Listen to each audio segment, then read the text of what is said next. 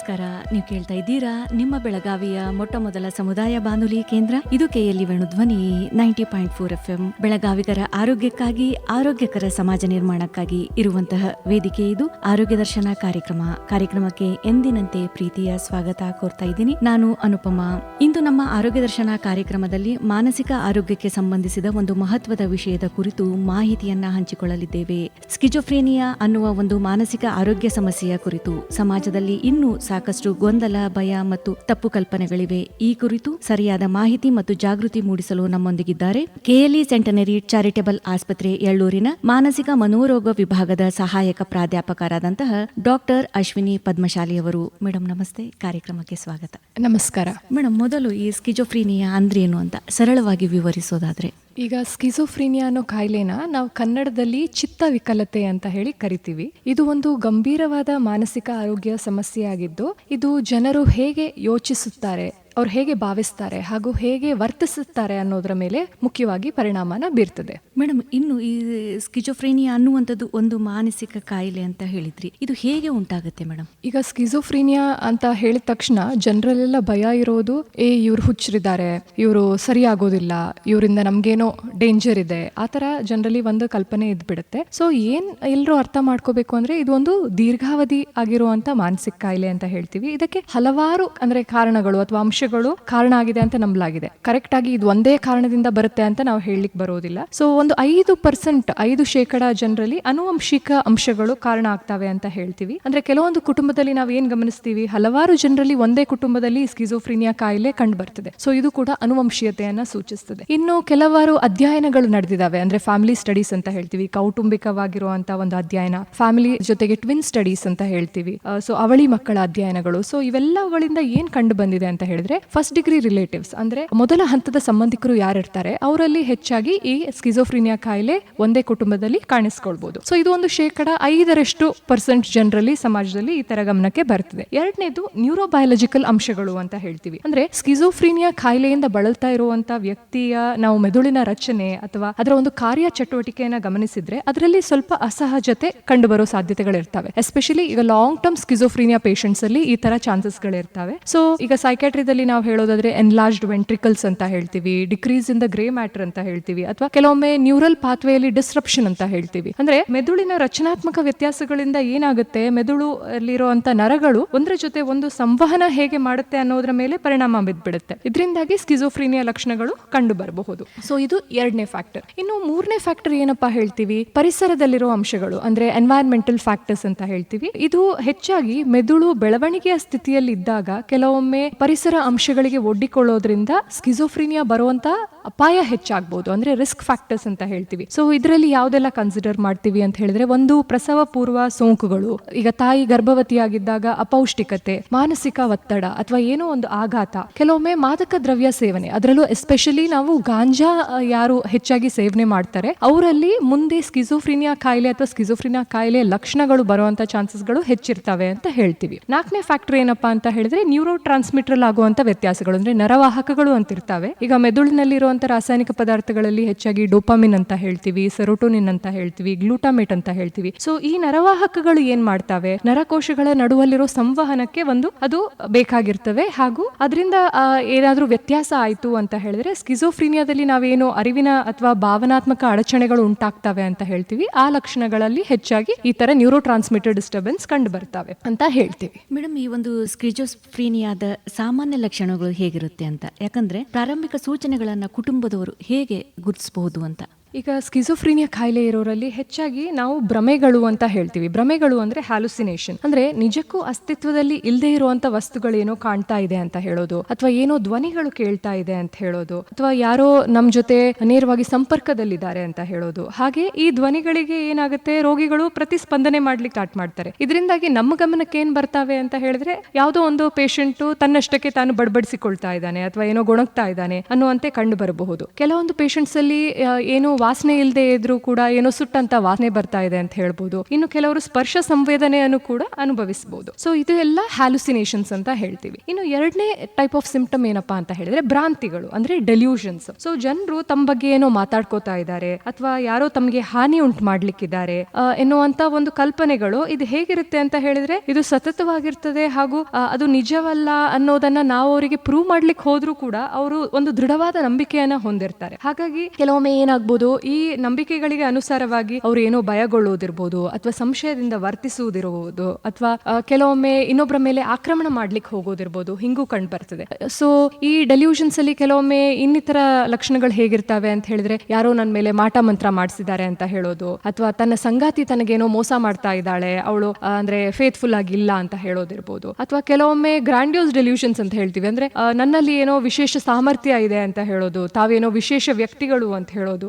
ಕೆಲವೊಂದು ಪೇಷಂಟ್ಸ್ ಹೆಂಗ್ ಪ್ರೆಸೆಂಟ್ ಮಾಡ್ತಾರಪ್ಪ ಅಂತ ಹೇಳಿದ್ರೆ ನಮ್ಮ ತಲೆಯಲ್ಲಿ ಏನೋ ಚಿಪ್ ತರ ಏನೋ ಒಂದು ಸಲಕರಣಿನ ಅಳವಡಿಸಿದ್ದಾರೆ, ಇದರಿಂದಾಗಿ ನನ್ನ ಮನಸ್ಸಲ್ಲಿರೋ ವಿಚಾರಗಳು ಎಲ್ರಿಗೂ ಪ್ರಪಂಚಕ್ಕೆಲ್ಲ ಗೊತ್ತಾಗ್ತಾ ಇದೆ, ಅಥವಾ ಇನ್ಯಾರೋ ನನ್ನನ್ನ ಹಿಡಿತದಲ್ಲಿ ಇಟ್ಕೊಂಡಿದ್ದಾರೆ. ಸೊ ಈ ತರ ಅನೇಕ ಒಂದು ಸುಳ್ಳು ನಂಬಿಕೆಗಳು ಕೂಡ ಈ ಕಾಯಿಲೆಯಲ್ಲಿ ಹೆಚ್ಚಾಗಿ ಕಂಡು ಬರ್ತದೆ. ಆದ್ರೆ ಈ ನಂಬಿಕೆಗಳನ್ನ ನಾವು ಸುಳ್ಳು, ಅದು ನಿಜ ಅಲ್ಲ ಅಂತ ಹೇಳಿ ಸಾಕ್ಷ್ಯಾಧಾರ ಸಹಿತ ಕೆಲವೊಮ್ಮೆ ತೋರಿಸಿಕೊಟ್ರು ಕೂಡ ಅವರಿಗೆ ಮನವರಿಕೆ ಮಾಡೋದು ಒಂದು ಕಷ್ಟ ಆಗಿರುತ್ತೆ. ಸೊ ಇದು ಎರಡನೇ ತರ ಸಿಂಪ್ಟಮ್. ಸೊ ಮೊದಲನೇದು ಭ್ರಮೆ ಆಯ್ತು, ಎರಡನೇದು ಭ್ರಾಂತಿ ಆಯ್ತು. ಈಗ ಮೂರನೇ ತರ ಲಕ್ಷಣ ಏನಪ್ಪಾ ಅಂತ ಹೇಳಿದ್ರೆ ಅವರು ಆಲೋಚನೆ ಮಾಡುವಂತ ಒಂದು ಪ್ರಕ್ರಿಯೆಯಲ್ಲಿ ದೋಷ, ಅಂದ್ರೆ ಫಾರ್ಮಲ್ ಥಾಟ್ ಡಿಸಾರ್ಡರ್ ಅಂತ ಹೇಳ್ತೀವಿ. ಸೊ ಸ್ಕಿಜೋಫ್ರೀನಿಯಾ ರೋಗಿಗಳು ಅವರು ಯಾವ ತರ ಆಲೋಚನೆ ಮಾಡ್ತಾರೆ, ಅವರು ಮಾಹಿತಿಯನ್ನ ಯಾವ ತರ ಸಂಸ್ಕರಣೆ ಮಾಡ್ತಾರೆ ಹಾಗೂ ಅದನ್ನ ಯಾವ ತರ ಅವರು ವ್ಯಕ್ತಪಡಿಸ್ತಾರೆ, ಇದರಲ್ಲಿ ನಾವು ಸ್ವಲ್ಪ ವ್ಯತ್ಯಾಸಗಳನ್ನ ಕಂಡು ಬರ್ತದೆ. ಸೊ ಕೆಲವೊಮ್ಮೆ ಏನಾಗುತ್ತೆ, ಸ್ಕಿಜೋಫ್ರೀನಿಯಾ ಪೇಷಂಟ್ಸ್ ಗಳು ಮಾತಾಡ್ತಾ ಇರ್ಬೇಕಿದ್ರೆ ಇವ್ರು ಏನ್ ಮಾತಾಡ್ತಾ ಇದ್ದಾರೆ ಅಂತ ಎದುರುಗಡೆ ಇರೋರಿಗೆ ಅರ್ಥ ಮಾಡ್ಕೊಳ್ಳೋದು ಕಷ್ಟ ಇರುತ್ತೆ. ಯಾಕಂತ ಹೇಳಿದ್ರೆ ಅವ್ರ ಮಾತಿನಲ್ಲಿ ಕೆಲವು ಹೊಸ ಪದಗಳಿರ್ಬೋದು ಅಥವಾ ಕೆಲವು ಅರ್ಥರಹಿತ ಪದಗಳಿರ್ಬೋದು ಅಥವಾ ವಾಕ್ಯ ರಚನೆ ಯಾವ ತರ ಮಾಡ್ತಾರಲ್ವಾ ಅದರಲ್ಲಿ ವ್ಯಾಕರಣದಲ್ಲಿ ತಪ್ಪು, ಹೀಗೆ ಅಂದ್ರೆ ಹಲವಾರು ನಮ್ಗೆ ತೊಂದರೆಗಳು ಕಾಣಿಸ್ಲಿಕ್ಕೆ ಸಿಗ್ತವೆ. ಇನ್ನು ನಾಲ್ಕನೇ ಲಕ್ಷಣ ಏನಪ್ಪಾ ಅಂತ ಹೇಳಿದ್ರೆ ನೆಗೆಟಿವ್ ಸಿಂಪ್ಟಮ್ಸ್ ಆಫ್ ಸ್ಕಿಜೋಫ್ರೀನಿಯಾ ಅಂತ ಹೇಳ್ತೀವಿ. ಅಂದ್ರೆ ಕನ್ನಡದಲ್ಲಿ ಹೇಳೋದಾದ್ರೆ ಒಂದು ಋಣಾತ್ಮಕ ಇಲ್ಲ ನಕಾರಾತ್ಮಕ ಲಕ್ಷಣಗಳು ಅಂತ ಹೇಳ್ತೀವಿ. ಸೊ ಈ ಪೇಷಂಟ್ಸ್ ಅಲ್ಲಿ ಏನಾಗುತ್ತೆ, ತಮ್ಮ ದೈನಂದಿನ ಚಟುವಟಿಕೆಯ ಮೇಲೆ ಅಥವಾ ಹವ್ಯಾಸಗಳ ಮೇಲೆ ಅವರು ಒಂದು ಆಸಕ್ತಿನ ಕಳೆದುಕೊಳ್ಬಹುದು. ಅವರ ಭಾವನೆಗಳನ್ನ ಹೇಗೆ ವ್ಯಕ್ತಪಡಿಸಬೇಕು ಅಥವಾ ಹೇಗೆ ಪ್ರತಿಸ್ಪಂದಿಸಬೇಕು ಅನ್ನುವಂತ ಒಂದು ಸಾಮರ್ಥ್ಯನ ಕಳೆದುಕೊಳ್ಬಹುದು.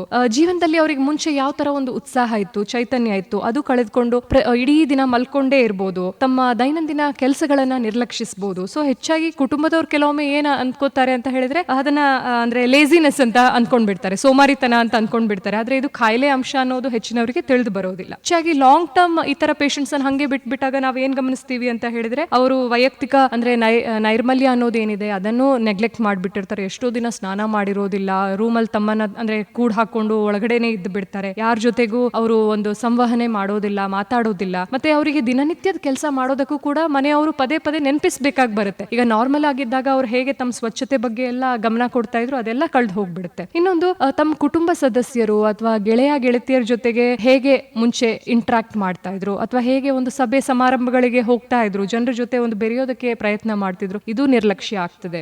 ಮತ್ತೆ ಕೆಲವೊಂದು ಪೇಷಂಟ್ಸ್ ಅಲ್ಲಿ ಏನ್ ನೋಡ್ತೀವಿ ಅಂತ ಹೇಳಿದ್ರೆ ಇದಕ್ಕೆ ಮುಂಚೆ ಅವರು ಯಾವ ತರ ಒಂದು ಕೆಲಸ ಇರ್ಬೋದು ಅಥವಾ ಕಲಿಕೆ ಇರ್ಬೋದು ಇದರಲ್ಲಿ ಒಂದು ಉತ್ತಮವಾಗಿ ಪ್ರದರ್ಶನನ ತೋರಿಸ್ತಾ ಇದ್ರು, ಇತ್ತೀಚೆಗೆ ಅದೆಲ್ಲ ನಿಧಾನವಾಗಿ ಒಂದು ಡಿಕ್ಲೈನ್ ಅಂದ್ರೆ ಕಡಿಮೆ ಆಗ್ತಾ ಬರ್ತವೆ, ಎಲ್ಲಾ ಸಾಮರ್ಥ್ಯಗಳು ಕಡಿಮೆ ಆಗ್ತಾ ಬರ್ತವೆ. ಸಾಮಾನ್ಯವಾಗಿ ನಾವೇನ್ ನೋಡ್ತೀವಿ ಅಂತ ಹೇಳಿದ್ರೆ ಈ ರೋಗಿಗಳಲ್ಲಿ ಈ ತರ ಕಾಯಿಲೆ ಲಕ್ಷಣಗಳಿದ್ರು ಕೂಡ ಅವ್ರಿಗೆ ಒಂದು ಅರಿವಿಗೆ ಬರೋದಿಲ್ಲ. ಅದು ಅಂದ್ರೆ ಅವರು ಏನ್ ಅಂದ್ಕೊಂಡಿರ್ತಾರೆ, ನಾನು ನಾರ್ಮಲ್ ಆಗೇ ಇದ್ದೀನಿ ಅಂತ ಅನ್ಕೊಂಡ್ಬಿಡ್ತಾರೆ. ಅದು ನಮ್ಗೆ ತೊಂದರೆ ಕೊಡೋದಕ್ಕೆ ಹೆಚ್ಚಾಗಿ ಅಂದ್ರೆ ಅವರು ಟ್ರೀಟ್ಮೆಂಟಿಗೆ ಬರೋದು ಕೆಲವೊಮ್ಮೆ ರೆಫ್ಯೂಸ್ ಮಾಡ್ಬೋದು, ಯಾಕಂದ್ರೆ ಅವ್ರ ತಲೆಯಲ್ಲಿ ಏನಿರುತ್ತೆ ನಾನು ನಾರ್ಮಲ್ ಇದ್ದೀನಿ ಅಂತ ಇದ್ಬಿಡುತ್ತೆ. ಹಾಗಾಗಿ ಕುಟುಂಬಸ್ಥರು ಕೂಡ ಕೆಲವೊಮ್ಮೆ ಇವರನ್ನ ಆಸ್ಪತ್ರೆ ಕರೆದುಕೊಂಡು ಬರೋದು ಕಷ್ಟ ಆಗ್ಬಿಡುತ್ತೆ. ಸ್ನೇಹಿತರೆ, ನಮ್ಮ ಇಂದಿನ ಆರೋಗ್ಯ ದರ್ಶನ ಕಾರ್ಯಕ್ರಮದಲ್ಲಿ ಈಗ ಚಿಕ್ಕದೊಂದು ವಿರಾಮ. समझे आपकी हर हेल्थ प्रॉब्लम्स की बात, वर्ल्ड क्लास ट्रीटमेंट हर दिन और रात, केली का हाथ आपके साथ, आपके साथ. KLE Society's Dr. Prabhakar Kore Super Speciality Hospital. Cure for all health related problems. Experienced doctors and ultra modern facilities के साथ. KLE Society's Dr. Prabhakar Kore Super Speciality Hospital and Medical Research Center, Nehru Nagar, Belagavi. Call 08312 473777. KLE ಕನಸು ನನ್ನ ಸದಾ ವೇಣು ಧ್ವನಿ, ವೇಣು ಧ್ವನಿ.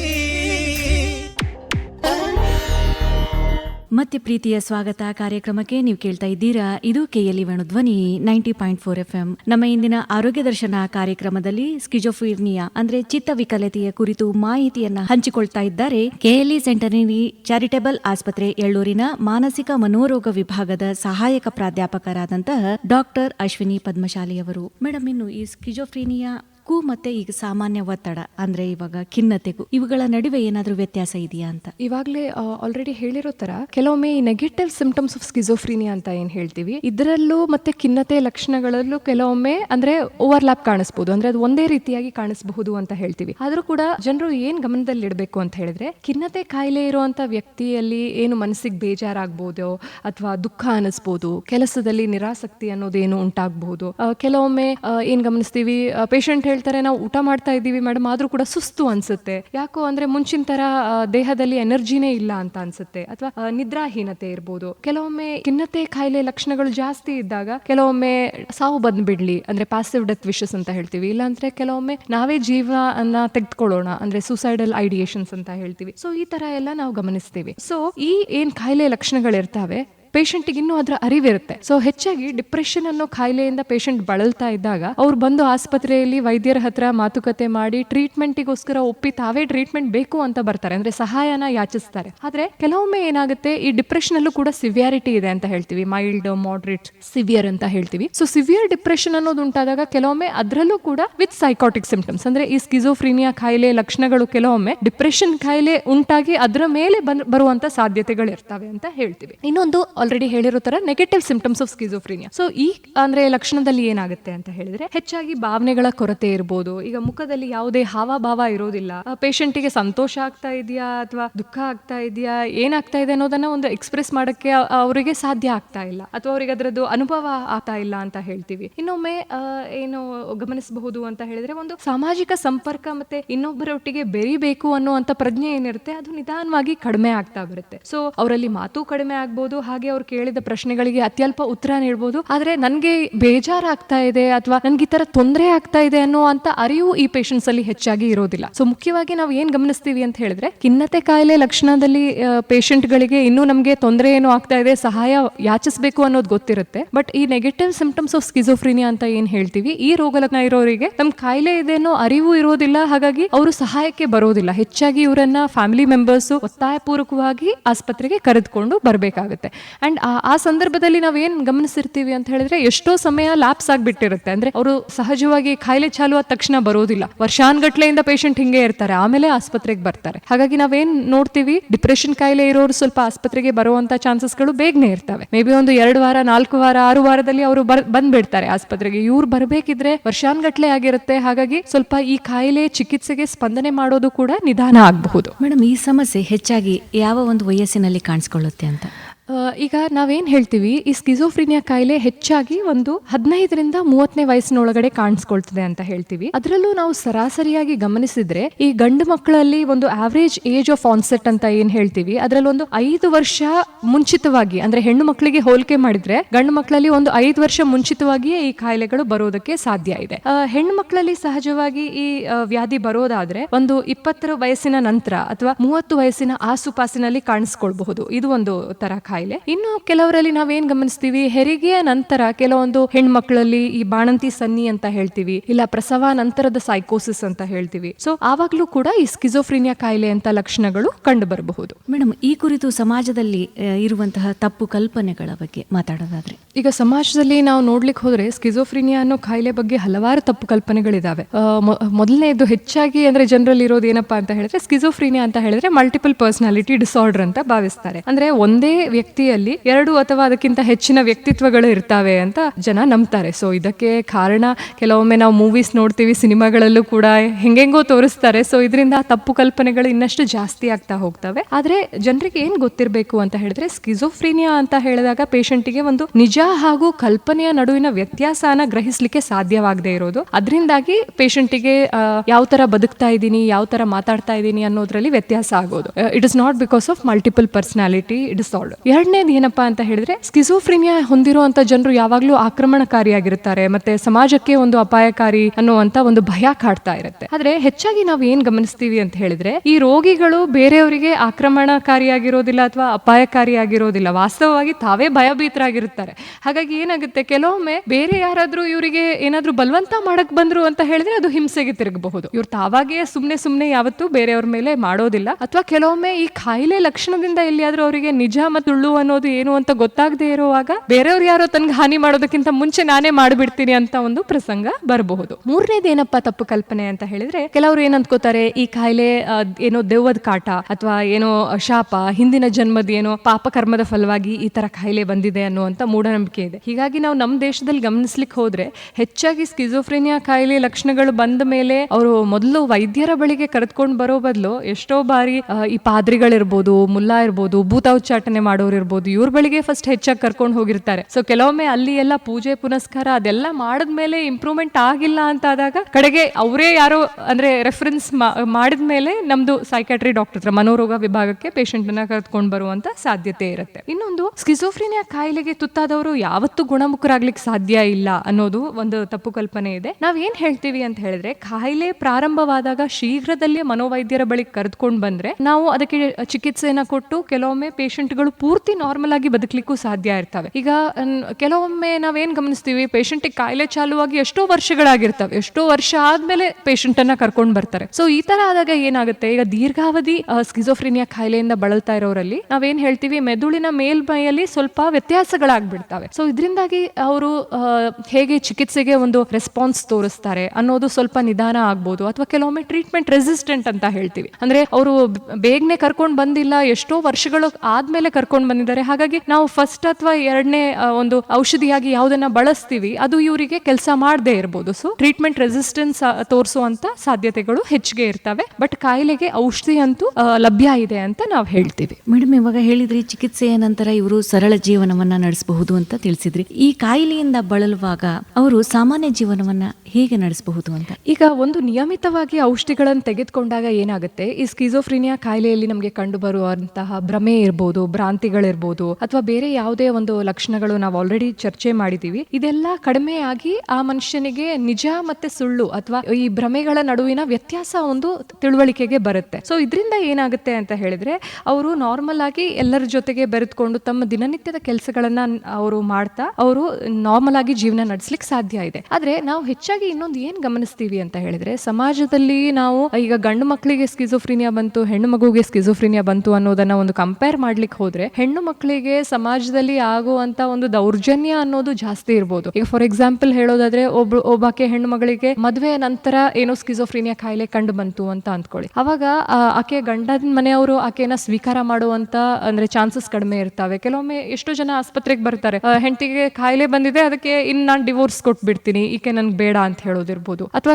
ಇನ್ನು ಕೆಲವೊಂದು ಬಾರಿ ಏನ್ ಗಮನಿಸಿದೀವಿ ಅಂತ ಹೇಳಿದ್ರೆ, ಕೆಲವೊಮ್ಮೆ ಈವನ್ ಹೆರಿಗೆ ನಂತರ ಬಾಣಂತಿ ಸನ್ನಿ ಅನ್ನೋದು ಆದಾಗ್ಲೂ ಕೂಡ ಆ ಮನೆಯವರು ಅಲ್ಲಿ ಹೆಚ್ಚಾಗಿ ಈಗ ಗಂಡು ಮಗು ಇತ್ತು ಅಂತ ಹೇಳಿದ್ರೆ ಎಲ್ಲೋ ಓಕೆ ಆ ಮೊಮ್ಮಗುಗೋಸ್ಕರ ಆದ್ರೂ ಕರೆದುಕೊಂಡು ಹೋಗ್ತಾರೆ. ಅದ್ರಲ್ಲೂ ಹೆಣ್ಣು ಮಕ್ಕಳು ಮೊಮ್ಮಗು ಆಗಿ ಹುಟ್ಟಿದಾಗ ಕೆಲವರು ನಮ್ಗೆ ಈ ಮೊಮ್ಮಗುನೂ ಬೇಡ, ಈ ಸೊಸೆನೂ ಬೇಡ ಅಂತ ಹೇಳಿ ಅಲ್ಲೇ ಬಿಟ್ಟು ಹೋಗುವಂತ ನಾವು ಕೇಸಸ್ ಅನ್ನು ಗಮನಿಸಿದೀವಿ. ಅಂದ್ರೆ ನಾವ್ ಏನ್ ಹೇಳ್ತೀವಿ, ಕಾಯಿಲೆ ಗಂಡು ಮಗುಗೆ ಬರ್ಲಿ ಅಥವಾ ಹೆಣ್ಣು ಮಗಳಿಗೆ ಬರ್ಲಿ, ಎಲ್ರಿಗೂ ಒಂದು ಚಿಕಿತ್ಸೆ ಅನ್ನೋದನ್ನ ಕೊಟ್ಟು ನಾವು ಅವರಿಗೆ ಒಂದು ಸಹಕಾರ ಅನ್ನೋದನ್ನ ಕೊಟ್ಟಾಗ ಅವರು ನಿಯಮಿತವಾಗಿ ಚಿಕಿತ್ಸೆಯನ್ನ ತೆಗೆದುಕೊಂಡ್ರೆ ಖಂಡಿತವಾಗ್ಲೂ ಈ ಕಾಯಿಲೆಯಿಂದ ಕ್ಯೂರ್ ಆಗೋದಕ್ಕೂ ಸಾಧ್ಯ ಇದೆ. ಮೇಡಮ್, ಈಗ ತಾವು ತಿಳಿಸಿದ್ರಿ ಈ ಕಾಯಿಲೆಗೆ ಒಂದು ಚಿಕಿತ್ಸೆ ಇದೆ ಅಂತ. ಹಾಗಿದ್ರೆ ಯಾವ ರೀತಿಯ ಚಿಕಿತ್ಸೆ ಲಭ್ಯ ಇದೆ ಅಂತ? ಈಗ ಸಾಮಾನ್ಯವಾಗಿ ನಾವು ಸ್ಕಿಜೋಫ್ರೆನಿಯಾ ಕಾಯಿಲೆಗೆ ಆಂಟಿಸೈಕಾಟಿಕ್ ಗ್ರೂಪ್ ಆಫ್ ಮೆಡಿಕೇಶನ್ಸ್ ಅಂತ ಹೇಳಿ ಕೊಡ್ತೀವಿ. ಈ ಔಷಧಿಗಳನ್ನ ನಾವು ಹೇಳ್ದ ಹಾಗೆ ನಿಯಮಿತವಾಗಿ ಈ ಪೇಷಂಟ್ಗಳನ್ನು ನುಂಗ್ತಾ ಇರಬೇಕಾಗುತ್ತೆ.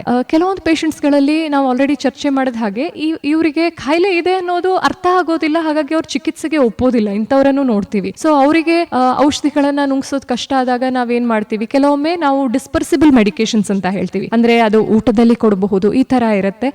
ಅದರದ್ದು ಟೇಸ್ಟ್ ಏನೋ ವ್ಯತ್ಯಾಸ ಆಗೋದಿಲ್ಲ, ಪೇಷಂಟಿಗೆ ಏನೋ ಅದರಿಂದ ಅಂದ್ರೆ ತೊಂದರೆ ಆಗೋದಿಲ್ಲ ಅಂತ ಮೆಡಿಕೇಶನ್ಸ್ ಗಳು ಬರ್ತವೆ. ಅದನ್ನ ಊಟದಲ್ಲೂ ಕೊಡ್ರಿ ಅಂತ ಕೆಲವೊಮ್ಮೆ ಹೇಳ್ತೀವಿ. ಇದನ್ನ ಬಿಟ್ಟು ಡಿಪೋ ಇಂಜೆಕ್ಟಬಲ್ ಆಂಟಿಸೈಕಾಟಿಕ್ಸ್ ಅಂತ ಹೇಳ್ತೀವಿ. ಅಂದ್ರೆ ಒಂದು 15 ದಿವಸಕ್ಕೊಮ್ಮೆ ಅಥವಾ 30 ದಿವಸಗಳಿಗೊಮ್ಮೆ ಸೊಂಟದ ಭಾಗಕ್ಕೆ ಒಂದು ಆಂಟಿಸೈಕಾಟಿಕ್ ಇಂಜೆಕ್ಷನ್ ಅನ್ನೋದನ್ನ ಕೊಡುವಂತದ್ದು. ಇದು ಹೇಗಿರುತ್ತೆ ಅಂದ್ರೆ, ಇದು ಸ್ಲೋ ಆಗಿ ರಿಲೀಸ್ ಮಾಡ್ತಾ ಇರುತ್ತೆ. ಹಾಗಾಗಿ ಆ ಪೇಷಂಟ್ ಗಳ ಕಾಯಿಲೆ ಪ್ರಮಾಣ ಏನಿರುತ್ತೆ ಅದು ಕಡಿಮೆ ಇರುತ್ತೆ. ಇದು ಎರಡನ್ನ ಬಿಟ್ಟು ಈಗ ಕೆಲವೊಮ್ಮೆ ನಾವ್ ಏನ್ ಗಮನಿಸ್ತೀವಿ ಗಮನಿಸ್ತೀವಿ, ಒಂದು ಆಂಟಿಸೈಕಾಟಿಕ್ ಮೆಡಿಕೇಶನ್ಸ್ ಗಳಿಗೆ ಪೇಷಂಟ್ ಇನ್ನು ಸ್ಪಂದನೆ ಮಾಡ್ತಾ ಇಲ್ಲ. ಅಥವಾ ಕೆಲವೊಮ್ಮೆ ಏನ್ ಗಮನಿಸ್ತೀವಿ, ಸ್ಕಿಜೋಫ್ರೀನಿಯಾ ಕಾಯಿಲೆ ಜೊತೆಗೆ ಅವರು ಏನೋ ಒಂದು ಆತ್ಮಹತ್ಯೆ ಪ್ರಯತ್ನ ಮಾಡ್ತಾ ಇರ್ತಾರೆ. ಕೆಲವೊಮ್ಮೆ ಈ ಧ್ವನಿಗಳೇನ್ ಕಿವಿಯಲ್ಲಿ ಕೇಳ್ತಾ ಇರ್ತವೆ ಅವುಗಳೇನೋ ನಿಂದನೆ ಮಾಡುವಂತ ಧ್ವನಿಗಳಿರ್ಬೋದು, ನೀನ್ ಬದುಕೋದಕ್ಕೆ ಲಾಯಕ್ಕಿಲ್ಲ, ಸತ್ ಹೋಗು ಅಂತ ಹೇಳುವಂತ ಧ್ವನಿಗಳಿರ್ಬೋದು. ಸೊ ಇದರಿಂದಾಗಿ ಪೇಷಂಟ್ಗಳು ಸಾವು ಅಂದ್ರೆ ಬರ್ಲಿ ಅಂತ ಹೇಳಿ ಪ್ರಯತ್ನ ಮಾಡೋದು ಇಂಥದ್ದು ಗಮನಿಸ್ತೀವಿ. ಸೊ ಇಂಥ ಪೇಷಂಟ್ ಅಲ್ಲಿ ನಾವು ವಿದ್ಯುತ್ ಕಂಪನ ಚಿಕಿತ್ಸೆ ಅಥವಾ ಎಲೆಕ್ಟ್ರೋ ಕನ್ವಲ್ಸಿವ್ ಥೆರಪಿ ಅನ್ನೋದನ್ನ ಕೆಲವೊಂದು ಸಮಯ ಬಳಸಬೇಕಾಗುತ್ತೆ. ಅಂದ್ರೆ ನಾವು ಮೆಡಿಸಿನ್ಸ್ ಗಳನ್ನ ಕೊಟ್ಟಾಗ ಜನರಲಿ ಅದು ಏನು ಸ್ಲೋ ಆನ್ಸೆಟ್ ಆಫ್ ಆಕ್ಷನ್ ತೋರಿಸುತ್ತೆ. ಅಂದ್ರೆ ಒಂದು 3 ರಿಂದ 4 ವಾರಗಳ ಕಾಲ ನಾವು ವೇಟ್ ಮಾಡಿ ನೋಡ್ಬೇಕಾಗುತ್ತೆ. ಸೊ ಈ ತರ ಅಕ್ಯೂಟ್ ಎಮರ್ಜೆನ್ಸಿಯಲ್ಲಿ ಯಾರೋ ಸಾಯ್ತೀನಿ ಅಂತ ಹೇಳೋರನ್ನ ನಾವು 3-4 ವಾರ ನೀವು ವೇಟ್ ಮಾಡಿ ಅಂತ ಹೇಳೋದಕ್ಕೆ ನಮ್ಮ ಹತ್ರ ಕಾಲಾವಕಾಶ ಇರೋದಿಲ್ಲ. ಸೊ ಅಂತ ಸಂದರ್ಭದಲ್ಲಿ ಏನ್ ಮಾಡ್ತೀವಿ, ನಾವು ಈ ವಿದ್ಯುತ್ ಕಂಪನ ಚಿಕಿತ್ಸೆ ಅನ್ನೋದನ್ನ ಕೊಟ್ಟು ಸ್ವಲ್ಪ ಅವರನ್ನ ಕಂಟ್ರೋಲಿಗೆ ಬರೋ ಹಾಗೆ ಮಾಡಿ ಮತ್ತೆ ಈ ಟ್ಯಾಬ್ಲೆಟ್ಸ್ ಗಳಂತ ಏನ್ ಹೇಳಿದ್ವಿ ಅದನ್ನ ನಾವು ಕಂಟಿನ್ಯೂ ಮಾಡ್ತೀವಿ. ಸ್ನೇಹಿತರೆ, ನಮ್ಮ ಇಂದಿನ ಆರೋಗ್ಯ ದರ್ಶನ ಕಾರ್ಯಕ್ರಮದಲ್ಲಿ ಈಗ ಚಿಕ್ಕದೊಂದು ವಿರಾಮ. समझे आपकी हर हेल्थ प्रॉब्लम्स की बात, वर्ल्ड क्लास ट्रीटमेंट हर दिन और रात, केली का हाथ आपके साथ, आपके साथ. KLE Society's Dr. Prabhakar Kore Super Speciality Hospital. Cure for all health related problems. Experienced doctors and ultra modern facilities के साथ. KLE Society's Dr. Prabhakar Kore Super Speciality Hospital and Medical Research Center, Nehru Nagar, Belagavi. Call 08312 473777. ಕೇಯಲಿ ಕನಸು ನನ್ನ ಸದಾ ವೇಣು ಧ್ವನಿ, ವೇಣು ಧ್ವನಿ. ವಿರಾಮದ ನಂತರ ಮತ್ತೆ ಪ್ರೀತಿಯ ಸ್ವಾಗತ. ನೀವು ಕೇಳ್ತಾ ಇದ್ದೀರಾ, ಇದು ಕೆಎಲ್ಇ ವೇಣುಧ್ವನಿ 90.4 FM. ನಮ್ಮ ಇಂದಿನ ಆರೋಗ್ಯ ದರ್ಶನ ಕಾರ್ಯಕ್ರಮದಲ್ಲಿ ಸಿಜೋಫ್ರೀನಿಯಾ ಅಂದ್ರೆ ಚಿತ್ತವಿಕಲತೆಯ ಕುರಿತು ಮಾಹಿತಿಯನ್ನ ಹಂಚಿಕೊಳ್ತಾ ಇದ್ದಾರೆ ಕೆಎಲ್ಇ ಸೆಂಟನರಿ ಚಾರಿಟೇಬಲ್ ಆಸ್ಪತ್ರೆ ಎಳ್ಳೂರಿನ ಮಾನಸಿಕ ಮನೋರೋಗ ವಿಭಾಗದ ಸಹಾಯಕ ಪ್ರಾಧ್ಯಾಪಕರಾದಂತಹ ಡಾಕ್ಟರ್ ಅಶ್ವಿನಿ ಪದ್ಮಶಾಲಿ ಅವರು. ಮೇಡಮ್, ಈಗ ನಿಯಮಿತವಾಗಿ ಚಿಕಿತ್ಸೆಯನ್ನ ಔಷಧಿಯನ್ನ ಪಡಿಬೇಕು ಅಂತ ತಾವು ಹೇಳಿದ್ರಿ. ಹಾಗಿದ್ರೆ ಎಷ್ಟು ಕಾಲದವರೆಗೆ ಔಷಧಿಯನ್ನ ತೆಗೆದುಕೊಳ್ಬೇಕಾಗತ್ತೆ ಅಂತ? ಈಗ ಸ್ಕಿಜೋಫ್ರೀನಿಯಾ ಕಾಯಿಲೆಯಲ್ಲೂ ಕೂಡ ನಾವು ಅಂದ್ರೆ ಕೆಲವು ಪೇಷಂಟ್ಸ್ ಗಳಲ್ಲಿ ನಾವು ಫಸ್ಟ್ ಎಪಿಸೋಡ್ ಆಫ್ ಸೈಕೋಸಿಸ್ ಅಂತ ಹೇಳ್ತೀವಿ. ಅಂದ್ರೆ ಜೀವನದಲ್ಲಿ ಮೊದಲನೇ ಬಾರಿಗೆ ಅವರಲ್ಲಿ ಸ್ಕಿಜೋಫ್ರೀನಿಯಾ ಲಕ್ಷಣ ಕಂಡು ಬಂದಾಗ ಸುಮಾರು 1 ರಿಂದ 2 ವರ್ಷದ ಕಾಲ ನಾವು ಮೇಂಟೆನೆನ್ಸ್ ಚಿಕಿತ್ಸೆ ಅನ್ನೋದನ್ನ ಕೊಡಬೇಕಾಗುತ್ತೆ. ಸೊ ಅಷ್ಟು ಸಮಯದವರೆಗೆ ಪೇಷಂಟ್ ಟ್ರೀಟ್ಮೆಂಟ್ ತಕೊಂಡು ಪೂರ್ತಿ ನಾರ್ಮಲ್ ಆದ್ಮೇಲೆ ನಾವೇ ಅದರ ಡೋಸ್ ಅನ್ನ ನಿಧಾನವಾಗಿ ಕಡಿಮೆ ಮಾಡ್ತಾ ಮಾಡ್ತಾ ನಿಲ್ಸಿಕೊಡ್ತೀವಿ. ಇದು ಒಂದು ತರದ ಪೇಷಂಟ್ಸ್ ಗಳು. ಇನ್ನೊಂದು ವಿಭಾಗದ ಪೇಷಂಟ್ ಅಲ್ಲಿ ನಾವೇನ್ ನೋಡ್ತೀವಿ ಅಂತ ಹೇಳಿದ್ರೆ ಹಲವಾರು ಬಾರಿ ಲಕ್ಷಣಗಳು ಕಂಡು ಬರ್ತವೆ. ಸೊ ಔಷಧಿಗಳ ಪ್ರಮಾಣ ಕಡಿಮೆ ಆದ ತಕ್ಷಣ ಮತ್ತೆ ಬಂತು, ಅಥವಾ ಅಂದ್ರೆ ನಡುವಲ್ಲಿ ಎಕ್ಸಾಸರ್ಬೇಷನ್ ಹೆಚ್ಚಾಗ್ತಾ ಇದೆ ಲಕ್ಷಣಗಳು ಅಂತ ಕಂಡು ಬಂದಾಗ ಒಂದು ಮಿನಿಮಮ್ 5 ವರ್ಷಗಳ ಕಾಲ ಆದ್ರೂ ಮೇಂಟೆನೆನ್ಸ್ ಚಿಕಿತ್ಸೆ ತಗೊಳ್ಳೋದು ಅವಶ್ಯಕತೆ ಇದೆ ಅಂತ ಹೇಳ್ತೀವಿ. ಇನ್ನೊಂದು ತರದ ರೋಗಿಗಳಲ್ಲಿ ಏನ್ ಗಮನಿಸ್ತೀವಿ ಅಂತ ಹೇಳಿದ್ರೆ ಪೇಷಂಟ್ ಗಳಲ್ಲಿ ನಾವು ಓಕೆ ಈಗ ಆರಾಮಾಗಿದ್ದಾರೆ ಅಂತ ಹೇಳಿ ನಾವು ಔಷಧಿನ ನಿಧಾನವಾಗಿ ಡೋಸ್ ಕಡಿಮೆ ಮಾಡಿ ನಿಲ್ಸ್ಕೊಟ್ಟಾಗ ಮತ್ತೆ ಜೀವನದಲ್ಲಿ ಆ ಲಕ್ಷಣಗಳು ಕಂಡು ಬರ್ತಾ ಇರ್ತವೆ. ಸೊ ಇಂಥ ವ್ಯಕ್ತಿಗಳಿಗೆ ನಾವು ಏನಂತ ಕನ್ವಿನ್ಸ್ ಮಾಡ್ತೀವಿ ಅಂತ ಹೇಳಿದ್ರೆ, ಈಗ ಡಯಾಬಿಟಿಸ್ ಬಂತು, ಸಕ್ಕರೆ ಬಂತು ಅಂದ್ರೆ ಟ್ರೀಟ್ಮೆಂಟ್ ಹೆಂಗೆ ಕಂಟಿನ್ಯೂಸ್ ಆಗಿ ತಕೊಂಡು ಸಕ್ಕರೆ ಪ್ರಮಾಣನ ಕಡಿಮೆ ಇಟ್ಟಿರ್ತಾರೆ, ಅಥವಾ ಹೇಗೆ ಈಗ BP ಹೆಚ್ಚಾಯ್ತು ಅಂತ ಹೇಳಿದ್ರೆ BP ಗುಳಿಗೆಗಳನ್ನ ತಕೊಂಡು BP ಕಂಟ್ರೋಲ್ ಮಾಡ್ತಾರೆ. ಅಂತ ಪೇಷಂಟ್ಸ್ ಗಳಿಗೆ ಇದೇ ತರ ನೀವು ಕೂಡ ಅಟ್ಲೀಸ್ಟ್ ಒಂದು ಗುಳಿಗೆನ ಜೀವನ ಪರ್ಯಂತ ಕಂಟಿನ್ಯೂ ಮಾಡೋ ಅವಶ್ಯಕತೆ ಇದೆ ಅಂತ ಹೇಳ್ತೀವಿ. ಯಾಕಂದ್ರೆ ಅವ್ರಿಗೂ ಅದು ಗಮನಕ್ಕೆ ಬಂದಿರುತ್ತೆ.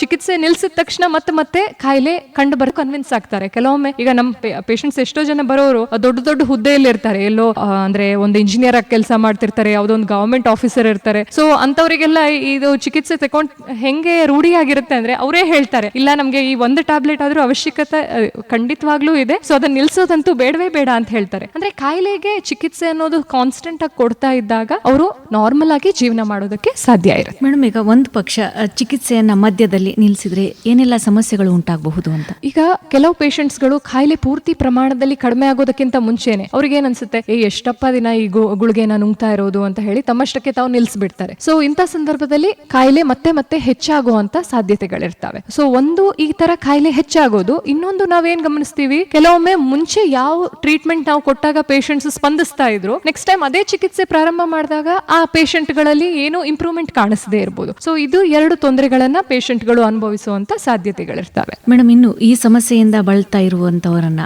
ಕುಟುಂಬದ ಸದಸ್ಯರು ಯಾವ ರೀತಿ ಒಂದು ಆರೈಕೆ ಮಾಡಬೇಕು ಅಂತ? ಈಗ ಸ್ಕಿಜೋಫ್ರೀನಿಯಾ ರೋಗಿಗಳ ಕುಟುಂಬಸ್ಥರು ಕೆಲವೊಮ್ಮೆ ಏನ್ ಮಾಡ್ಬಿಡ್ತಾರೆ, ಆ ಸ್ಕಿಜೋಫ್ರೀನಿಯಾ ಲಕ್ಷಣಗಳು ಏನಿರಬಹುದು, ಇದು ಭ್ರಾಂತಿ ಭ್ರಮೆ ಏನಿರುತ್ತಲ್ವಾ, ಅದನ್ನ ಕೆಲವೊಮ್ಮೆ ತುಂಬಾ ಪರ್ಸನಲ್ ಆಗಿ ತಗೊಂಡ್ಬಿಡ್ತಾರೆ. ಅಂದ್ರೆ ಮನೆಯವ್ರ ಮೇಲೆ ಎಲ್ಲ ಪೇಷಂಟ್ ಸಂಶಯ ಬೀಳ್ತಾ ಇದ್ದಾರೆ, ಅಥವಾ ಅವರಿಗೇನೋ ಅವಾಚ್ಯ ಶಬ್ದದಲ್ಲಿ ಬೈಯೋದು ಹಿಂಗೆಲ್ಲ ಮಾಡ್ತಾ ಇದ್ದಾಗ ಇವ್ರಿಗೂ ಏನೋ ಬೇಸರ ಬಂದ್ಬಿಡುತ್ತೆ. ನಾವ್ ಸಹಜವಾಗಿ ಏನ್ ಹೇಳ್ತೀವಿ, ಇದಾಗ್ತಾ ಇರೋದು ಕಾಯಿಲೆಯಿಂದ, ಅವ್ರೇನೋ ಪರ್ಸನಲ್ ಗ್ರಜ್ ಹಿಡ್ಕೊಂಡು ಆತರ ಏನೋ ಪೇಷಂಟ್ಗಳು ಮನೆಯವರನ್ನ ದೂಷಿಸ್ತಾ ಇರೋದಿಲ್ಲ. ಹಾಗಾಗಿ ಆದಷ್ಟು ಮನೆಯವರು ಇದನ್ನ ಕಾಯಿಲೆ ಅನ್ನೋದನ್ನ ತಲೆಯಲ್ಲಿ ಇಟ್ಕೊಂಡು ಪೇಷಂಟ್ಗೆ ಬೆಂಬಲ ಕೊಡುವಂತ ಅವಶ್ಯಕತೆ ಇದೆ. ಇನ್ನೊಂದು, ಪೇಷಂಟ್ಗಳು ತಾವಾಗೆ ಫಾಲೋ ಅಪ್ ಬರೋದಿಲ್ಲ. ಸೊ ಈಗ ಒಂದು ಶುಗರ್ ಪೇಷಂಟು ಅಥವಾ BP ಕಾಯಿಲೆ ಇರೋ ಪೇಷಂಟು ಟ್ಯಾಬ್ಲೆಟ್ಸ್ ಕಡಿಮೆ ಆಗ್ತಾ ಬಂತು ಅಥವಾ ಖಾಲಿ ಆಗ್ತಾ ಬಂತು, ಅಥವಾ ಒಂದು 3 ತಿಂಗಳಿಗೊಮ್ಮೆ 6 ತಿಂಗಳಿಗೊಮ್ಮೆ ತಾವಾಗೆ ಡಾಕ್ಟರ್ ಬಳಿ ಹೋಗಿ ಚೆಕಪ್ ಎಲ್ಲ ಮಾಡಿಸ್ಕೋತಾರೆ. ನಮ್ಮ ಪೇಷಂಟ್ಸ್ ಅಲ್ಲಿರೋ ತೊಂದರೆ ಅಂದ್ರೆ ಅದು, ಅವರಿಗೆ ಯಾರಾದ್ರೂ ಹಿಂದಿಂದ ಹೋಗು ಅಂತ ಹೇಳ್ಬೇಕು ಅಥವಾ ಜೊತೆಯಲ್ಲೇ ಕರ್ಕೊಂಡ್ ಬರ್ಬೇಕು. ಸೊ ಜೊತೆಯಲ್ಲಿ ಬಂದು ಈ ಕುಟುಂಬ ಸದಸ್ಯರು ಜೊತೆಯಲ್ಲಿ ಬಂದು ವೈದ್ಯರ ಜೊತೆ ಚರ್ಚೆ ಮಾಡೋದಿರಬಹುದು, ಅಥವಾ ಕೆಲವೊಮ್ಮೆ ಟ್ಯಾಬ್ಲೆಟ್ಸ್ ಇಂದ ಏನಾದ್ರೂ ಸೈಡ್ ಎಫೆಕ್ಟ್ ಆಯ್ತು ಅಂತ ಅಂದ್ಕೊಳ್ಳಿ. ಸೊ ಆ ಸೈಡ್ ಎಫೆಕ್ಟ್ ಅನ್ನೋದನ್ನು ಕೂಡ ಕೆಲವೊಮ್ಮೆ ಪೇಷಂಟ್ಸ್ ಗಳಿಗೆ ಹೇಳೋದಕ್ಕೆ ಗೊತ್ತಾಗೋದಿಲ್ಲ. ಹಾಗಾಗಿ ಕುಟುಂಬ ಸದಸ್ಯರು ಜೊತೆಗೆ ಬಂದು ಅದರಿಂದ ಏನಾದ್ರು ಅವರಿಗೆ ತೊಂದರೆ ಆಗ್ತಾ ಇದೆಯಾ, ಕೆಲವೊಮ್ಮೆ ತೂಕ ಹೆಚ್ಚಾಗುವಂತ ಸೈಡ್ ಎಫೆಕ್ಟ್ ಇರ್ಬೋದು, ಅಥವಾ ಕೆಲವೊಮ್ಮೆ ಸ್ವಲ್ಪ ಅಂದ್ರೆ ಬಿಗಿತ ಅಂತ ಹೇಳ್ತೀವಿ, EPS ಎಕ್ಸ್ಟ್ರಾ ಪಿರಮಿಡಲ್ ಸಿಂಪ್ಟಮ್ಸ್ ಅಂತ ಹೇಳ್ತೀವಿ, ಏನೋ ಕೈ ಕಾಲ್ ನಡ್ಕ ಬಂದ್ ಆಗೋಗೋದಿರ್ಬೋದು. ಸೊ ಇದೆಲ್ಲ ಕೆಲವೊಮ್ಮೆ ಟ್ರೀಟ್ಮೆಂಟ್ ರಿಲೇಟೆಡ್ ಸೈಡ್ ಎಫೆಕ್ಟ್ಸ್ ಗಳಿರ್ತವೆ. ಸೊ ಇದನ್ನೆಲ್ಲ ನಾವು ಕಡಿಮೆ ಮಾಡೋದಕ್ಕೂ ಸಾಧ್ಯ ಇರುತ್ತೆ. ಆದ್ರೆ ಅವ್ರು ಪೇಷಂಟ್ಸ್ ಜೊತೆಗೆ ಬಂದು ಇದನ್ನೆಲ್ಲ ನಮ್ಗೆ ಹೇಳಿದ್ರು ಅಂತ ಹೇಳಿದ್ರೆ ನಾವು ಅದು ಏನ್ ಹೆಚ್ಚು ಕಡಿಮೆ ಆಗಿದೆ ಅದನ್ನ ಸರಿಯಾಗಿ ಚಿಕಿತ್ಸೆ ಕೊಡ್ಲಿಕ್ಕೆ ಸಾಧ್ಯ ಇದೆ. ಅದ್ರ ಬದಲು ಈ ಪೇಷಂಟ್ ಹೇಗಿದ್ರು ನಮ್ಗೆ ಏನು ಒಂದು ಗೌರವನ ಕೊಡೋದಿಲ್ಲ, ನಾವು ಹೋಗೋದಿಲ್ಲ ಈ ಪೇಷಂಟ್ ಅನ್ನ ಹಂಗೆ ಬಿಟ್ಬಿಟ್ರು ಅಂತ ಹೇಳಿದ್ರೆ ಏನಾಗ್ಬಿಡುತ್ತೆ, ಈಗ ನಾವು ರೋಡಲ್ಲಿ ನೋಡ್ತೀವಲ್ವಾ, ಕೆಲವೊಮ್ಮೆ ಯಾರೋ ಬಡಬಡಿಸ್ತಾ ಹೋಗ್ತಾ ಇರ್ತಾರೆ, ತಮ್ಮ ಹೈಜೀನ್ ಬಗ್ಗೆ ಅವರಿಗೆ ಗಮನ ಇರೋದಿಲ್ಲ, ಅಲೆಮಾರಿಗಳು ಹಾಗೆ ನಡ್ಕೊಂಡು ಹೋಗ್ತಾ ಇರ್ತಾರೆ ರಸ್ತೆಯಲ್ಲಿ. ಸೊ ಇಂಥವ್ರದ್ದೆಲ್ಲ ಸಮಸ್ಯೆ ಇದೆ. ಇವರು ಯಾವುದೋ ಒಂದು ಕುಟುಂಬಕ್ಕೆ ಸೇರಿರ್ತಾರೆ ಖಂಡಿತವಾಗ್ಲು, ಆದ್ರೆ ಆ ಕುಟುಂಬದವರು ಅವರನ್ನ ಸರಿಯಾಗಿ ಟ್ರೀಟ್ಮೆಂಟ್ ಕೊಡ್ಸಿರೋದಿಲ್ಲ, ಸಹಕಾರ ಕೊಟ್ಟಿರೋದಿಲ್ಲ. ಹಂಗಾಗಿ ಈ ತರ ಅಲೆಮಾರಿ ಜೀವನ ನಡೆಸುವಂತ ಒಂದು ಸಂಭವ ಬಂದಿರುತ್ತೆ ಅವರಿಗೆ. ಹಾಗಾಗಿ ಏನ್ ಹೇಳ್ತೀವಿ, ಸಾಕಷ್ಟು ಕುಟುಂಬ ಸದಸ್ಯರು ಇವರಿಗೆ ಒಂದು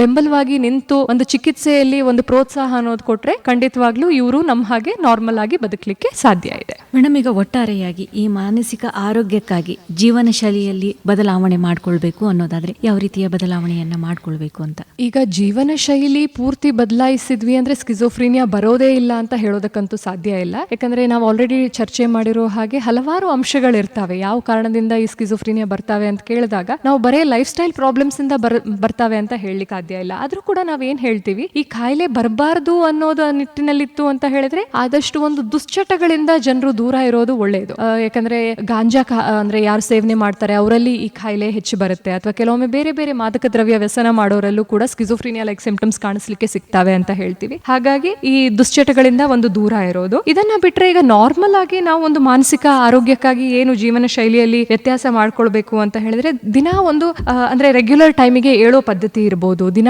ಒಂದು ಅರ್ಧ ತಾಸಾದ್ರೂ ವ್ಯಾಯಾಮ ಮಾಡೋದಿರ್ಬೋದು, ನಮ್ಮ ಆಹಾರ ಶೈಲಿಯ ಮೇಲೆ ಒಂದು ಗಮನ ಹರಿಸೋದಿರಬಹುದು. ಸೊ ಇದರಿಂದ ಎಲ್ಲ ಏನಾಗುತ್ತೆ, ಬೇರೆ ಬೇರೆ ರೀತಿಯ ಅಂದ್ರೆ ಈಗ ಲೈಫ್ ಸ್ಟೈಲ್ ರಿಲೇಟೆಡ್ ಡಿಸಾರ್ಡರ್ಸ್ ಇರ್ಬೋದು ಅಥವಾ ಸ್ಟ್ರೆಸ್ ರಿಲೇಟೆಡ್ ಡಿಸಾರ್ಡರ್ಸ್ ಇರ್ಬೋದು, ಇದೆಲ್ಲ ಬರೋದನ್ನ ನಾವು ತಡಿಲಿಕ್ಕೆ ಸಾಧ್ಯ ಇದೆ. ಮೇಡಮ್, ಇನ್ನು ಇಂತಹ ಒಂದು ಸಮಸ್ಯೆ ಇರುವವರನ್ನ ಸಮಾಜ ಕೆಲವೊಮ್ಮೆ ದೂರ ಇಡುತ್ತೆ. ಇದು ಅವರ ಒಂದು ಮನಸ್ಥಿತಿಯ ಮೇಲೆ ಯಾವ ರೀತಿಯ ಒಂದು ಪರಿಣಾಮವನ್ನ ಬೀರುತ್ತೆ? ಸಮಾಜದ ಜವಾಬ್ದಾರಿ ಏನು ಅಂತ ಮೇಡಮ್? ಈಗ ಸಮಾಜದ ಜವಾಬ್ದಾರಿ ಅಂತ ಹೇಳಿದಾಗ ಈ ಕುಟುಂಬದವರು ಯಾರಾದ್ರೂ ಇಂಥ ಪೇಷಂಟ್ಸ್ ಗಳನ್ನ ಬೆಂಬಲ ಕೊಡದೆ ಎಲ್ಲಿಯಾದ್ರೂ ಮನೆಯಿಂದ ಹೊರಗಡೆ ಹಾಕಿದ್ರು, ಅವರು ಅಲೆಮಾರಿ ಜೀವನ ತರ ನಡೆಸ್ತಾ ಇದ್ರು ಅಂತ ಹೇಳಿದ್ರೆ ಈಗ ನಮಗೂ ಎಷ್ಟೋ ಜನ ಕಾಣ್ಲಿಕ್ಕೆ ಸಿಗ್ತಾರೆ. ಪೇಷಂಟ್ಸ್ ಗಳನ್ನ ಆದಷ್ಟು ಅಲೆಮಾರಿಗಳಾಗಿ ಅಲ್ಲಿ ಇಲ್ಲಿ ಅಲೆಯಕ್ಕೆ ಬಿಡದೆ ಅವರು ಎಲ್ಲೋ ಒಂದ್ ಕಡೆ ಏನೋ ಕಲ್ಲು ಹೊಡಿತಾ ಇದ್ದಾರೆ ಅಥವಾ ಇನ್ಯಾರಿಗೋ ಒಬ್ರಿಗೆ ಬೈತಾ ಇದ್ದಾರೆ ಹೊಡಿತಾ ಇದ್ದಾರೆ ಅನ್ನೋದನ್ನ ನೋಡ್ಕೊಂಡು ಅವ್ರ ಮೇಲೆ ಪೊಲೀಸ್ ಕಂಪ್ಲೇಂಟ್ ಕೊಡೋದು ಅಥವಾ ಅವ್ರಿಗೆ ಹೋಗಿ ಹೊಡಿಯೋದು ಬಡಿಯೋದು ಮಾಡೋದ್ರ ಬದಲು ಅವರಿಗೆ ಕಾಯಿಲೆಯಿಂದ ಈ ತರ ಆಗ್ತಾ ಇದೆ, ಚಿತ್ತವಿಕಲತೆ ಕಾಯಿಲೆಗೆ ಟ್ರೀಟ್ಮೆಂಟ್ ಇದೆ ಅನ್ನೋದನ್ನ ಅರ್ಥ ಮಾಡ್ಕೊಂಡು ಎಲ್ಲರೂ ಒಂದು ಇಂಥ ಪೇಷಂಟ್ಸ್ ಗಳಿಗೆ ಸಹಾಯ ಮಾಡೋದಕ್ಕೆ ಪ್ರಯತ್ನ ಮಾಡಿದ್ರೆ ಖಂಡಿತವಾಗ್ಲೂ ಸಮಾಜದಲ್ಲಿ ಈ ನಂಬರ್ ಆಫ್ ಪೇಷಂಟ್ಸ್ ಏನಿದಾರಲ್ವಾ ಅವರನ್ನ ನಾವು ಕಡಿಮೆ ಮಾಡ್ಲಿಕ್ಕೆ ಸಾಧ್ಯ ಇದೆ. ಖಂಡಿತ ಮೇಡಮ್. ಕೊನೆಯದಾಗಿ ಇನ್ನು ನಮ್ಮ ಕೇಳಿ ವೇಣುಧ್ವನಿಯ ಮೂಲಕ ಕೇಳುಗರಿಗೆ ಯಾವ ಒಂದು ಸಂದೇಶವನ್ನ ಹೇಳಲಿಕ್ಕೆ ಇಷ್ಟಪಡ್ತೀರಾ? ಈಗ ಕೇಳುಗರು ಗಮನದಲ್ಲಿ ಇಟ್ಕೊಳ್ಬೇಕಾಗಿರೋದು ಒಂದೇ ವಿಚಾರ, ಏನಪ್ಪಾ ಅಂದ್ರೆ ಸ್ಕಿಜೋಫ್ರೀನಿಯಾ ದೀರ್ಘಾವಧಿ ಆಗಿರುವಂತ ಒಂದು ಗಂಭೀರ ಮಾನಸಿಕ ಕಾಯಿಲೆ. ಹಾಗಾಗಿ ಈ ಕಾಯಿಲೆ ಲಕ್ಷಣಗಳು ಕಂಡು ಬಂದಾಗ ತ್ವರಿತವಾಗಿ ವೈದ್ಯರ ಬಳಿಗೆ ಕರೆದುಕೊಂಡು ಬಂದು ಚಿಕಿತ್ಸೆ ಕೊಡಿಸೋದು ತುಂಬಾ ಇಂಪಾರ್ಟೆಂಟ್ ಇದೆ. ಯಾಕಂದ್ರೆ ಎಷ್ಟು ನಾವು ಟ್ರೀಟ್ಮೆಂಟ್ ತಗೊಳ್ಳೋದು ಡಿಲೇ ಮಾಡ್ತೀವಿ, ಟ್ರೀಟ್ಮೆಂಟ್ ಅನ್ನೋದು ಅಷ್ಟೇ ಕಷ್ಟಕರವಾಗ್ತಾ ಹೋಗುತ್ತೆ. ಹಾಗಾಗಿ ಯಾರೆಲ್ಲಾದ್ರೂ ಈ ತರ ಲಕ್ಷಣಗಳು ಕಂಡು ಬಂತು ಅಂತ ಹೇಳಿದ್ರೆ ದಯವಿಟ್ಟು ನುರಿತ ಮನೋರೋಗ ತಜ್ಞರ ಬಳಿಗೆ ಕರೆದುಕೊಂಡು ಬಂದು ಸರಿಯಾಗಿ ಚಿಕಿತ್ಸೆನ ತೆಗೆದುಕೊಂಡ್ರೆ ಅವರು ನಿಮ್ಮಂತೆ ನಾರ್ಮಲ್ ಆಗಿ ಬದುಕೋದಕ್ಕೆ ಸಾಧ್ಯ ಇದೆ ಅಂತ ಹೇಳ್ತಾ ನನ್ನ 2 ಮಾತುಗಳನ್ನ ಮುಗಿಸ್ತೇನೆ. ಮೇಡಮ್, ತಮ್ಮ ಉತ್ತಮ ಮಾಹಿತಿ ಜೊತೆಗೆ ತಮ್ಮ ಅಮೂಲ್ಯ ಸಮಯಕ್ಕೆ ಧನ್ಯವಾದಗಳು. ಧನ್ಯವಾದಗಳು.